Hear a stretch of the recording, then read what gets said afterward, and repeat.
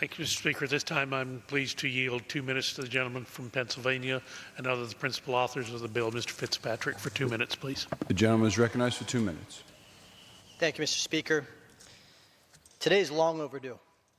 Long overdue. And I want to thank Leader McCarthy, Chairman Waldman, Dr. Burgess, Mr. Griffith, my friend and colleague Andy Biggs, Senator Ron Johnson, and all the advocates that have had a relentless fight to see right to try debated, passed, and signed into law once and for all. And I want to thank the overwhelming bipartisan majority of my colleagues here in the House, who we had to work on, many of them.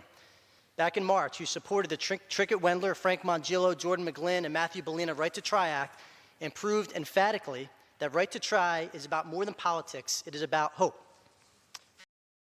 Patients caught in between traditional drug delay approvals, a clinical trial process for which they do not qualify, and limited time. Right to Try simply establishes the freedom for patients and their doctors to try therapies where the benefits far outweigh the risks. It gives them the option of saving their life. And Mr. Speaker, I want to acknowledge the Wendler, Bellina, Mongillo, and McGlynn families, all who are here with us in this chamber today to see history be made. Although the FDA has a program that allows terminal patients to apply for early access to promising treatments, the right to try is needed because the FDA's compassionate use process does not help enough people. While 99% of expanded access applications are improved, the application process is complicated, it is time-consuming, and it is expensive. Moreover, only about 1,200 people a year can make it through the application process.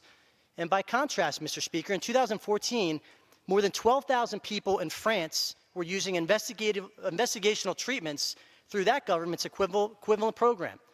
How is it, pray tell, that a country 1/5 the size of the United States can help 900% more people?